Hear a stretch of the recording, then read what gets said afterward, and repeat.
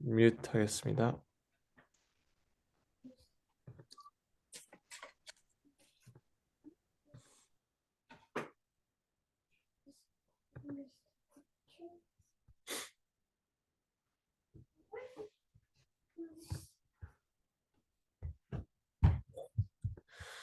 기도로 시작하겠습니다. 하늘에 계신 하나님 아버지, 함께 모여서 말씀을 봅니다. 함께 한 시간 축복해 주시고 이것을 통해서 말씀의 중요성과 하나님의 사랑을 다시 한번 생각할 수 있도록 도와주세요. 우리가 또 이걸 통해서 우리가 성경을 잘 모르는 사람들에게 가르칠 때 가르치려고 하는 그 마음을 주시고 예수님께서 주신 말씀을 전하라고 하신 우리 그분의 말씀을 기억하고 순종할 수 있도록 도와주세요. 예수님의 이름으로 기도드렸습니다. 아멘. 네, 제가 저 제가 그 이제 그 이제 제가 처음 이걸 가르치기 시작할 때부터 제가 깨달은 게 뭐냐면 성경은 일관성 있는 일관성이 있다는 것입니다.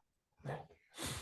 왜냐면 많은 경우 사람들은 성경을 볼 때 여기 이 말씀 저기 저 말씀라고 생각할 사람도 있고, 그리고 사실 성경이 이게 체계적으로 처음부터까지 딱 들어맞을 거라는 생각을 많은 분들은 갖지 않으십니다. 그렇기 때문에 그렇게 보지 않으시고 성경 구절 여기 있는 성경 구절 조금 하나, 저기 있는 성경 구절 조금, 저기 있는 성경 구절 조금 해서 합쳐서 이제 교리를 만드는 거예요. 하지만 성경은 음, 하나의 이야기를 반복해서 해주는 패턴입니다. 이제 제가 어떤 책을 읽었는데 거기서 그러더라고요. 우리가 교리나 어떤 주제를 따르려고 하면, 따라서 배우려고 하면 시간이 걸린다 이거예요. 왜냐면 그거 배우고 다른 건 또 배우고 또 배우고 해야 되니까. 왜냐면 성경을 연구할 때 우린 체계적인 시스템이 없어서 이거 한 가지를 연구한 다음에 다른 걸 연구할 때 그냥 진짜 처음부터 다시 연구하는 식으로 그렇게 연구를 하십니다. 근데 그거는 참 힘든 거예요. 왜냐면 처음부터 할 때, 그러니까 뭐 어느 걸 아무리 오랫동안 공부를 했어도 계속 똑같은 것만 보는 것처럼 되는 거예요. 누가 그러더라고요. 10년 경험이 있는 사람과 1년의 경험이 10번 있는 사람은 다르다는 것입니다. 근데 대부분의 성도님들은 성경을 보실 때 네, 하루의 경험, 한 번 성경 공부하는 게 몇십 년 있으신 거예요. 몇십 년의 경험이 아니라. 그러니까 성경을 보실 때 우리가 흐름을 따라간다면 성경이 굉장히 쉽다 이겁니다. 그래서 그 사람이 한 말이, 우리가 어떤 교훈이나 주제를 따라가려면 그 배우는 과정이 길지만 패턴을 따라서 간다면 그 배움의 길은 짧다 이것입니다.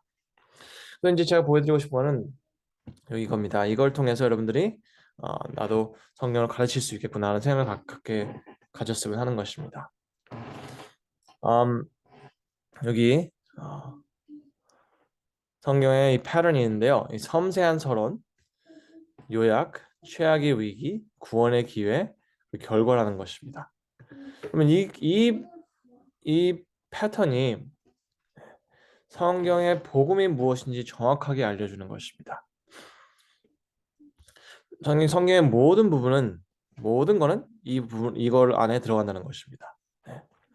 그래서 섬세한 서론, 그리고 요약, 죄악의 위기, 구원의 기회, 결과는 그러니까 복음이 무엇이고 구원을 어떻게 받아야 되는지 정확히 알려주는 거예요. 그래서 이제 섬세한 서론에 대한 이런 공통점들은 비교적 길다는 것입니다. 다른 데보다. 그리고 주로 섬세합니다. 그리고 구체적이고, 그리고 문제점을 설명해주고, 또 해결책에 대한 그 뭐야 해결책에 대한 예시를 합니다. 그리고 그 다음에 이제 요약은 주로 굉장히 짧습니다. 그리고 많은 정보를 빨리 정리합니다. 그리고 흐름에 집중하지, 예, 그 정보에 집중하지 않습니다. 그리고 서론을 입증합니다. 서론이 맞았다는 것을 입증해 줍니다. 그리고 최악의 위기는 최악의 상황이고 희망이 없고 하나님도 희망을 버리신 상황에 도달합니다. 그리고 구체적이고 비교적 깁니다. 요약에 비해서. 그리고 구원의 기회가 이제 가장 중요한 부분인데요. 이것은 매번 이 구원의 기회는 자격이 아닌 믿음을 요구하고, 예, 이 구원의 기회가 주어질 때마다 이것 말고 없었습니다. 그리고 과거는 따지지 않으시고 오늘 오늘 믿는 사람은 구원을 주시는 분입니다. 그리고 매번 이 기회는 마지막이었습니다. 그리고 결과는 확실하다는 것입니다. 그리고 돌이킴이 없습니다. 그리고 아무도 그 결과에 대한 의구심을 가지지 않습니다. 네. 그러면 이 반복 속에서 우리는 복음이 무엇인지 알고 우리가 어떻게 구원받는지 알 수 있는 것입니다.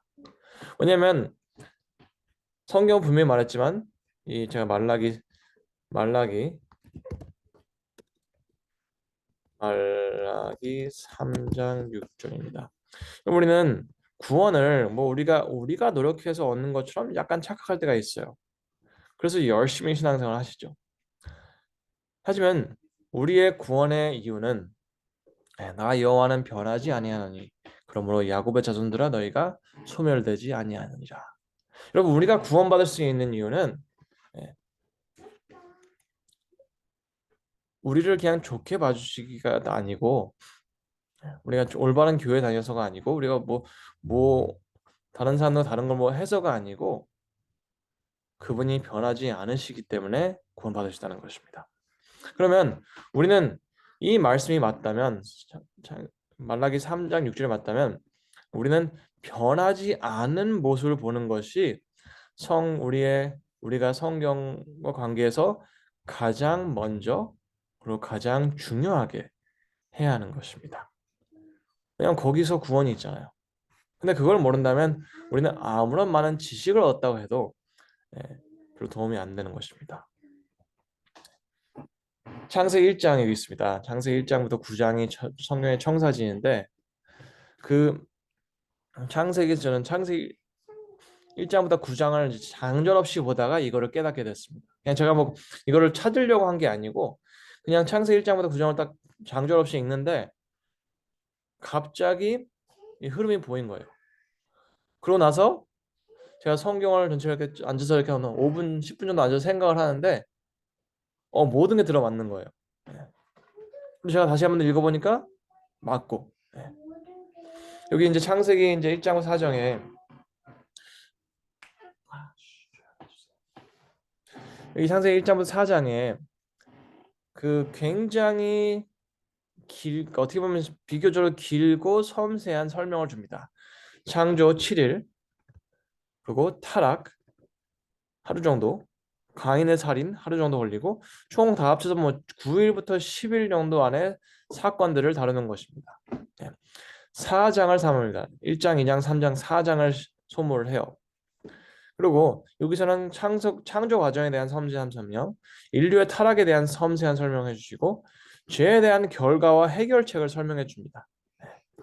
그리고 첫 살인을 이뤄진 과정에 대한 섬세한 설명을 해줍니다. 여기서 알 수 있는 것은 낙원은 하나님의 말씀과 그분의 의도에 대한 신뢰에서 오는 것입니다. 그리고 죄는 하나님 말씀에 대한 불신과 그리고 그 행동에 대한 불신 그리고 그분의 의도에 대한 불신에서 오는 불순종입니다. 관계 죄로 인해 하나님과 관계가 무너짐으로 서로의 관계가 무너집니다. 여러분 첫 그 타락 후에 첫 살인으로 이끌어지는 것은 한 세대밖에 지나지 않았습니다. 우리는 하나님이 없이도 잘 살 수 있다고 생각합니다. 하지만 그건 착각이고 하나님을 떠나 살았을 때 그 결과 오는 결과의 아픔은 그렇게 멀리 있지 않습니다. 그리고 그 죄에 대한 해결책은 우리의 희망은 인류의 노력이 아닌 하나님의 약속이다. 하나님께서는 아담과 하와에게 너네가 죄를 졌으니까 너네가 잘못했으니까 열심히 노력해봐. 그럼 내가 노력하면 어느 정도 노력하는지 보고 내가 너네들을 용서해주게 이게 아니었습니다. 반대로 내가 내 아들을 보낼 테니까 그걸 믿어봐라 이것입니다. 그 다음에 창세기 5장 서론 1장 4장에 비해서 굉장히 짧습니다. 그리고 아담과 하와부터 노아까지 2000년도의 시간을 짧게 요약합니다. 그 5장의 반복은 그가 태어났고 자녀를 키웠고 죽었다는 것입니다. 대부분의 그 이상의 설명이나 정보가 주어지지 않습니다. 하나님의 형상으로 영원히 살아가는 아담은 죄로 인해 후손들에게 남기는 것은 죽음뿐이었습니다. 하지만 하나님의 약속은 계속될 것 같은 그 삶과 죽음을 통해 하나님의 아들을 보내실 것이고 우리는 다시 영원히 살 수 있다는 것입니다. 창세기 6장 이 최악의 상황은 희망이 없는 위기에 도달합니다. 하나님이 보시기에도 변화의 기미가 없습니다. 그리고 음, 이전 요약 부분의 빠른 전개를 인류를 더 좋은 곳으로 이끌지 못한다. 반대로 하나님을 잊은 인류는 끝은 위기였다. 여러분 창세기 6장 2절의 문제가 뭐냐면 사람들이 그냥 보이는 대로 선택했다는 것입니다. 죄에 빠진 인류가 이르는 결과는 낙원이 아니라 타락이고 멸망입니다. 인류의 노력으로는 아무런 희망이 없습니다. 하나님의 의도적인 개입 없이는 아무런 희망이 없다는 것입니다. 네. 그리고 창세기 6장에는 그 안 좋은 상황 속에서 하나님께서는 네, 그 구원의 통로를 주십니다. 그리고 방주의 설계를 설명해 주시고 건축 과정 설명해 주시고 그리고 천연계의 참여, 동물들의 순종을 보여줍니다.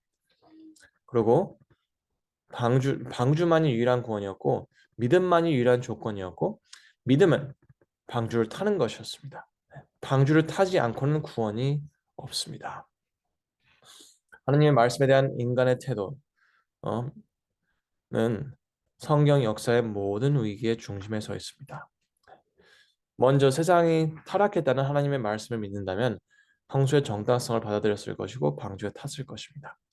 반대로 옳고 그름의 정의를 하나님의 말씀이 아닌 내가 정하는 이상 홍수에 대한 믿음이나 방주의 필요성을 받아들일 수 없습니다. 그럼 여기서 제가 한 가지를 보여드리고 싶은 거는 음,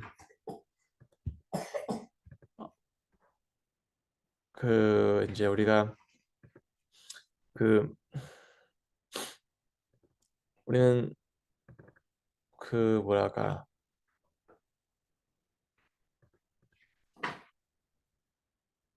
이제 노아 시대의 방주 뭐 이것저것 이제 생각하실 때 우리는 노아 방주 시대의 문제가 그 사람들이 비가 오지 않을 거라고 믿은 거라고 생각합니다. 하지만 이 진짜 문제는 그게 아니었어요. 왜냐하면 뭐 비가 오고 안 오고 문제를 가지고 그렇게 심각하게 했지 않았을 거라는 거죠. 근데 비가 오지 않는다고 생각한 이유는 그거보다 더 심각한 문제가 있다는 것입니다. 오케이, 잠깐 기다려주세요. 제가 여기 따따따 어 잠깐만요.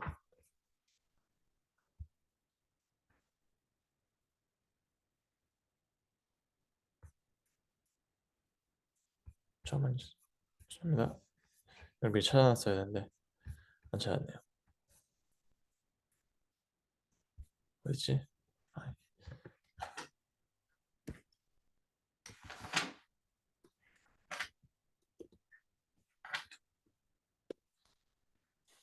네. 여기 음,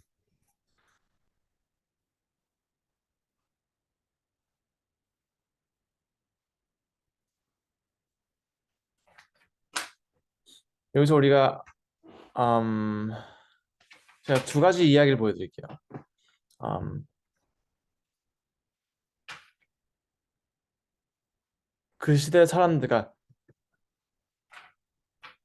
여기서 제가 깨달은 건 뭐냐면 비가 내리기 전까지는 당시 사람들은 홍수에 대한 노아의 경고가 사실인지 알 수 있는 방법이 없었습니다. 햇볕이 쨍쨍하고 하늘이 맑은 한 노아의 메시지를 의심할 수밖에 없었습니다. 또한 홍수에 대한 예측뿐만이 아니라 인류가 도덕적으로 얼마나 나빠졌는지에 대한 노아의 평가에 동의하지 않을 수도 있습니다. 하나님께서는 사람의 죄악이 세상에서 가득함과 그의 마음으로 생각하는 모든 계획이 항상 악할 뿐임을 보시고 그 시대에 살았던 사람들은 이 말씀을 믿기지 않게 드렸을 것입니다. 사람들은 특히 자신의 죄에 깊이 연루되었을 때 자신의 잘못을 인정하기 어려워하는 것이 당연합니다. 여러분, 제가 말씀드리고 싶은 건 뭐냐면 노아 시대의 가장 심각한 문제는 그 사람들이 하나님이 세상을 보셨을 때 악하다고 하셨을 때 세상이 악하다는 것을 동의하지 않았다는 것입니다. 네. 왜냐하면 악하다는 거에 동의를 했다면, 그렇죠? 악하다는 걸 동의를 했다면 그들은 그, 그 홍수의 정당성을 받아들였을 것입니다. 예. 악하니까 홍수가 더 정당하죠. 근데 그들이 홍수를 받아들이지 못했던 이유는 그 세상이 악하다는 것을 받아들이지 못했기 때문입니다. 세상이 악하다는 걸 받아들이지 못했기 때문에 홍수의 정당성을 받아들이지 못했고 홍수의 정당성을 받아들이지 못했기에 방주의 필요성을 못 느꼈던 것입니다. 사람들은 특히 자신의 죄에 깊이 연루되어 있을 때 자신의 잘못을 인정하지 어려워하는 것이 당연합니다. 제가 두 가지 예를 들겠습니다.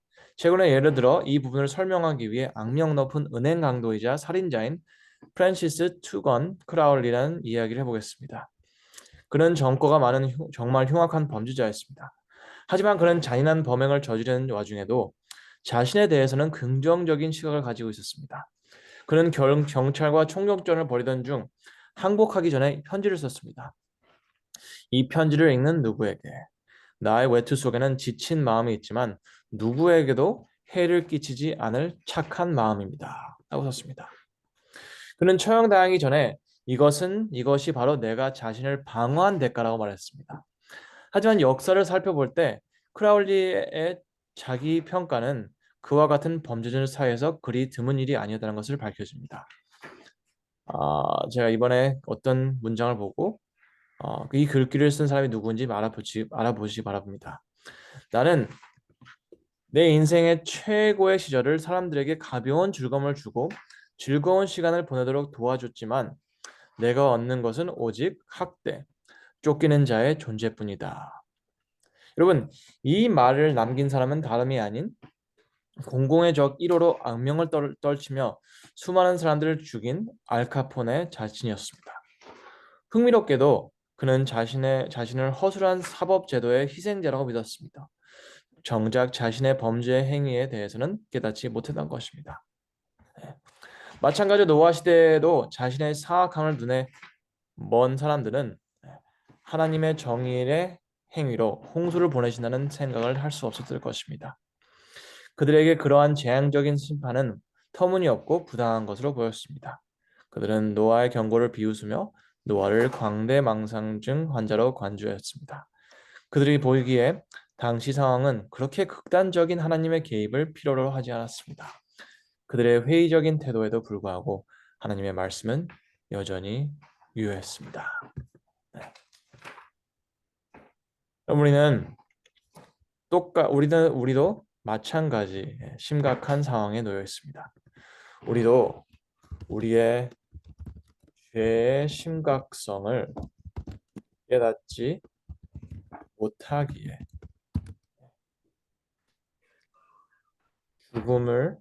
죽음에 대한 심각성을 받아들이지 못합니다. 못한다. 여기에 하나님의 예수님의 십자가의 아름다움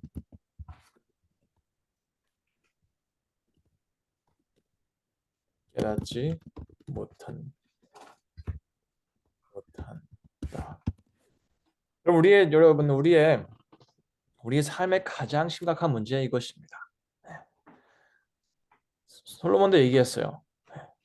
사람들에게는 각자의 길이 올바르게 보일 수밖에 없다는 것입니다. 네. 우리는 우리의 죄의 심각성을 깨닫기, 그러니까 우리가 하나님을 의심하고 하나님의 지혜가 아닌 나의 지혜를 믿고 살아가는 거에 그 심각성을 깨닫지 못하기에 네. 우리는 진짜 죄가 그렇게 심각한 건지 알지 못해요. 그렇기 때문에 솔직히 말해서 우리는 그러니까 신앙 속에서 회개가 아닌 노력을 하려고 하는 경우가 많습니다. 네. 우리는 회개를 해야 돼요, 여러분. 노력이 아니라. 회개를 해야지 구원이 있지. 노력은 쓸데없습니다. 네. 회개가 없는 노력은 아무 소용이 없어요. 이 회개라는 그 틀 안에서 있는 노력은 중요한 것입니다. 너무나도 아름다운 것입니다.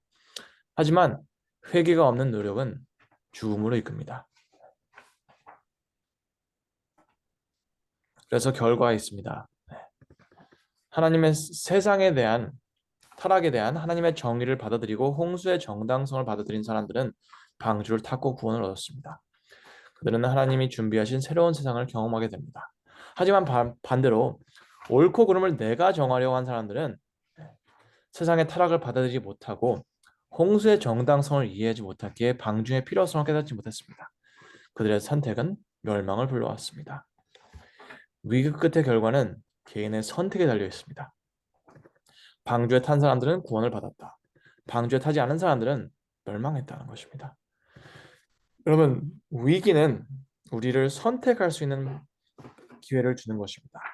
그 선택이 우리의 미래를 정하는 것입니다.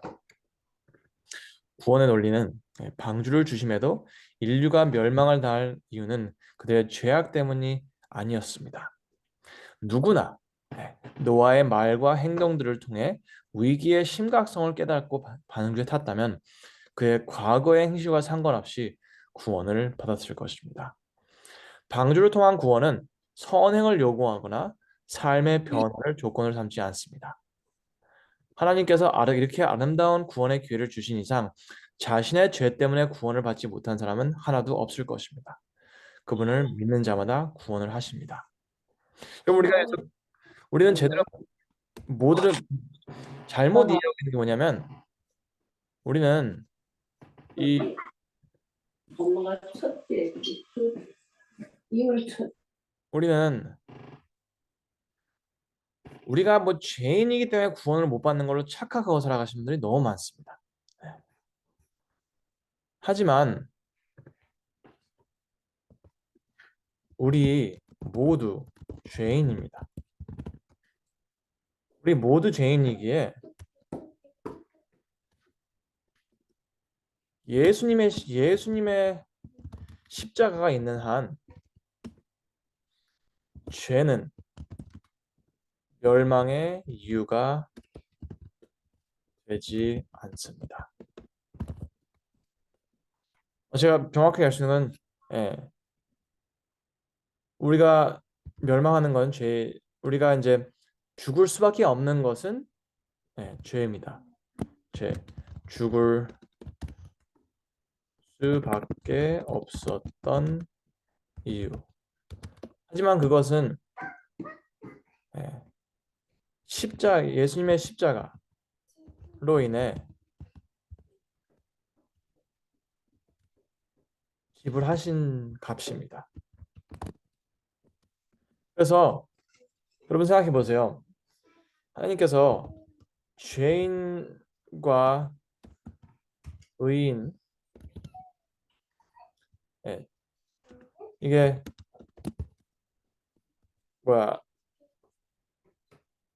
우리의 과거 행실을 따져서 죄인들은 구원하지 않으시고 의인들은 구원하시는 게 아니에요. 다 죄인들을 구원하시는 것입니다. 다 죄인. 그렇다면 어떤 죄인은 구원을 받는데 어떤 죄인은 구원을 받지 못한다면 문제는 죄가 아니라는 것입니다. 문제는 죄인인 우리가 죄의 값 지불하신 예수님의 공로를 받아들이냐에 있다는 것입니다. 받아들이냐, 받아들이지 않느냐에 있다는 것입니다. 이걸 잘 생각해 보셔야 돼요. 우리는 우리 자신의 처지를 하나님의 말씀으로 정하냐, 아니면 내가 보기에 정하냐 이것입니다.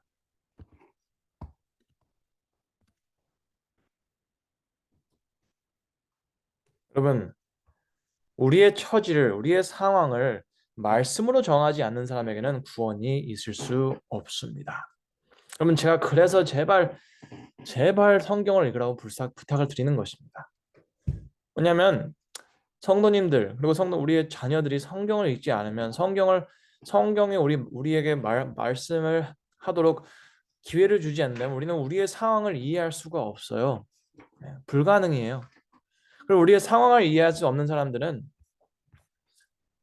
그 심각성을 받아들이지 못하고 구원이 없습니다.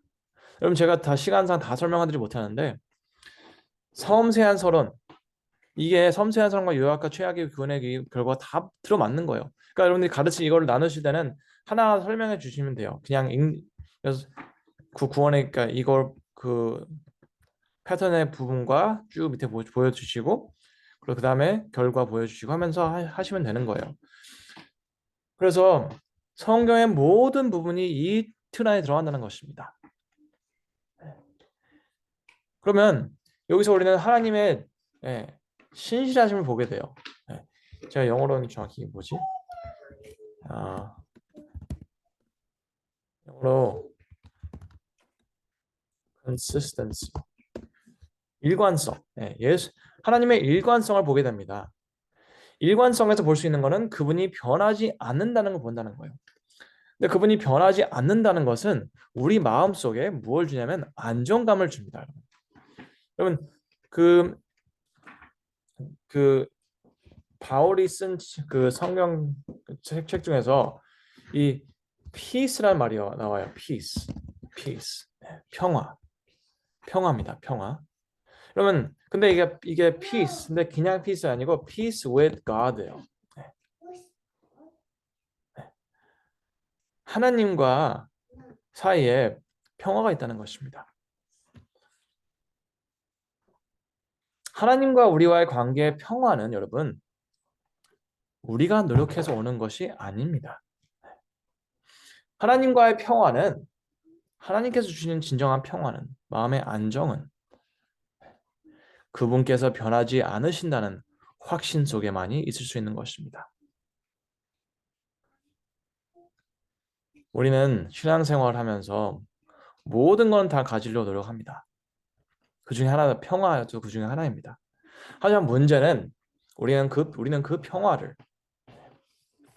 하나님에 대한 신뢰성이 아니라 경제적인 안정, 그리고 우리 자녀들의 경제적인 안전, 그리고 그들이 학벌, 그런 곳에서 찾으려고 노력을 하십니다. 근데 그쪽에서 안정을 찾으라고 배운 아이들은 하나님을 찾을 필요를 느끼지 못합니다. 왜냐? 그들은 학벌에서, 직업에서, 재정적인 안전에서 오는 평화를 찾고 있으니까요. 하지만 그런 평화는 거짓말입니다. 왜냐하면 나보다 척벌 좋은 사람 만날 수 있어요. 나보다 돈 잘 버는 사람 만날 수 있습니다. 그리고 요즘에 돈을 막 진짜 1년에 그러니까 몇십억씩 버는 사람들도 많은 사람들이 한 달에 한 달 한 달 살아가고 있습니다. 그 다음 달 돈이 나오지 않으면 못 사는 사람들이 대부분입니다. 그건 돈 잘 버는 사람은 못 버는 사람 상관없어요. 예. 제가 어떤 인터넷에서 어떤 그 재정적인 그런 거에 대한 뉴스를 봤어요. 근데 많은 의사들이 한 달 한 달 살아간다는 것입니다. 그래서 어떤 이야기를 듣는데 어떤 이제 그 수술하는 의사가 돈을 굉장히 잘 벌었어요. 그래서 차를 새로 사고 싶으면 그냥 수술을 하나 더 했대요. 그런 식으로 잘 벌었다는 것입니다. 근데 사고가 났어요. 그 의사한테 손을 다쳤습니다. 예. 그래서 모든 걸 잃어버렸습니다. 차도 잃고 집도 잃고. 그래서 이제 수술을 못하게 이제는 교수직을 하고 있다는 것입니다. 아직도 의사 라이센스는 있죠. 근데 그 사람이 그렇게 노력해서 찾았던 재정적인 안전에서 오는 그 안정감은 무너진 것입니다. 하지만 우리는 이 그림 속에서 변하지 않으시는 하나님, 섬세한 서론에서 자기가 어떻게 음, 완벽한 걸 주셨고 어떻게 우리의 불신으로 모든 게 망가졌는지 보여주시고 요약을 통해서 얼마나 빨리 하나님의 말씀에 그, 그 경고가 이루어졌는지 보여주는 거고 최악의 상황에서는 하나님이 없이는 진짜 우리가 살 수 없다는 걸 보여주십니다. 그리고 하지만 그 상황 속에서도 하나님께서는 사랑으로 구원의 기회를 주신다는 것입니다. 그리고 복잡하지 않아요. 그냥 믿음만 요구하십니다. 네. 그리고 그것을 받아들이는 사람들은 영생을 얻고 받아들이지 않는 사람들은 죽는다는 것입니다. 그러면 우리의 구원은 우리의 죄가 아닌 우리의 하나님의 말씀에 대한 반응에서 오는 것입니다. 그럼 제가 이걸 통해서 이거는 여러분들을 위한 건데요. 이거는 제가 이거를 꼭 해드리고 싶었던 이유가 이걸 통해서 성경을 어디 보시냐에 따라서 정확히 어떻게 읽어야 되는지를 알 수 있는 것입니다.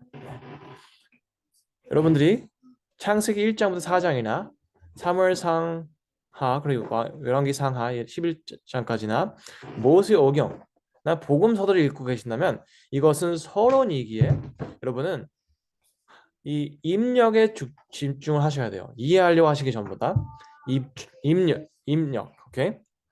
하나님과 그분의 백성 사이의 관계의 역학 관계에 관한 구체적인 세부사항의 우선순위를 두고 정보에 집중합니다. 정보를 제대로 이해하는지 확인하셔야 합니다. 입력이 중요하기 때문에.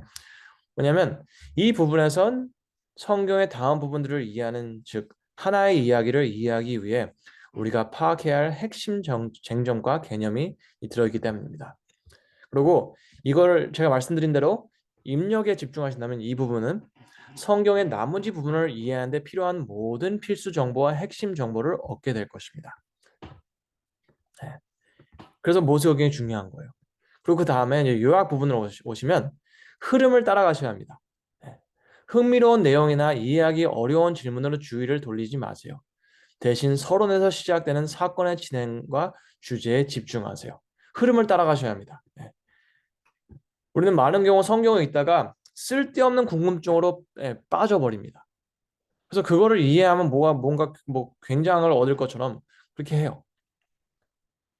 하지만 여기서 나오는 모든 내용은 서론에서 소개한 주제 및 사건과 직접적인 관련이 있습니다.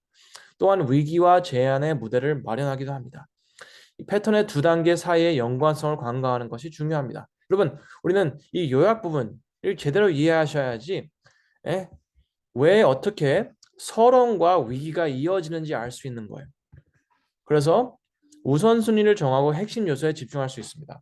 하나님의 신실하심과 사람들의 긍정적이든 부정적이든 어떻게 반응하는지 집중을 하세요. 그리고 여기 위기에 왔을 때 위기 상황에서 인간과 하나님의 역할을 파악하고 서론과 요약이 어떻게 이야기를 여기까지 끌어왔는지 이해하도록 합니다. 네. 여기서 나오는 모든 내용은 서론 단계에서 발생한 문제와 요약 단계로 넘어가는 동안 아무도 이를 막을 수 없기 때문에 발생한 문제라는 걸 알 수 있습니다.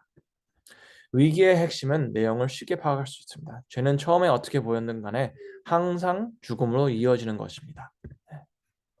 그리고 제한, 조건 없는 하나님께서 네, 어떻게 일관되게 인류에게 구원을 베푸시는지 주목하세요. 구체적인 세부 사항에 주의를 기울이고 이 변함없는 일관성을 놓치지 마세요. 여러분이 창세기 6장을 읽던, 열왕기상 17장을 읽던, 복음서를 읽던, 계시록 14장을 읽던 예, 그 구원의 제안을 꼭 보셔야 합니다.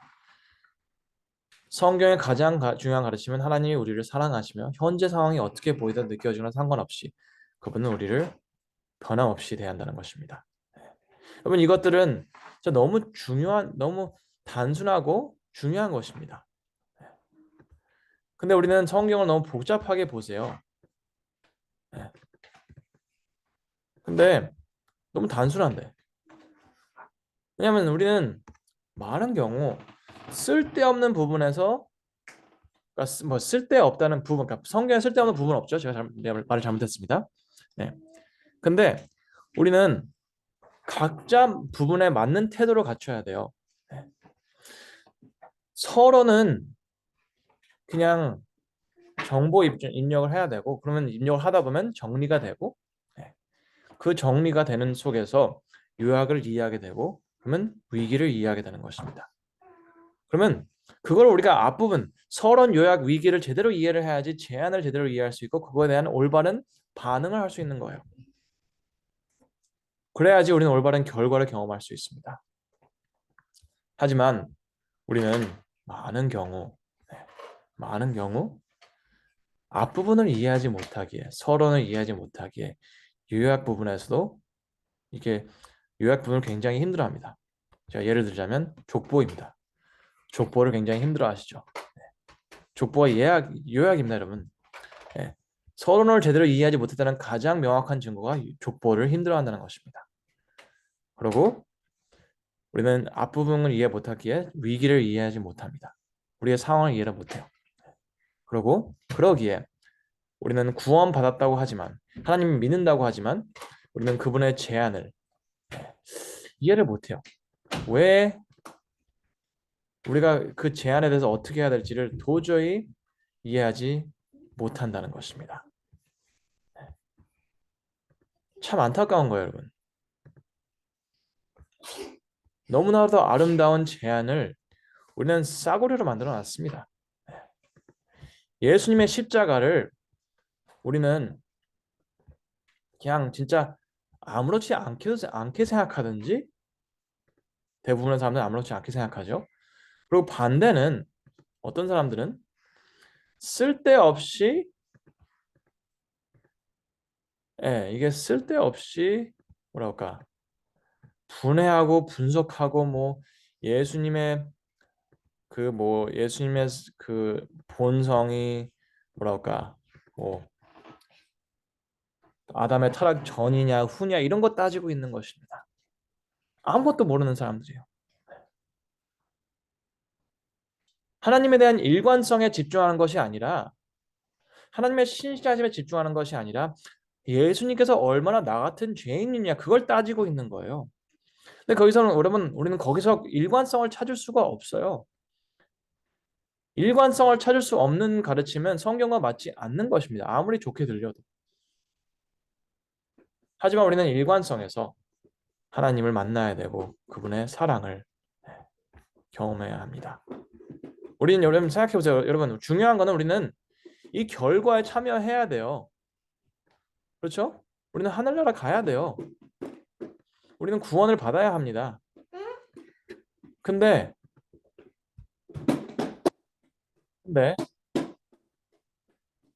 우리는 거기에 갈 수 있을까 못 갈까? 뭐냐?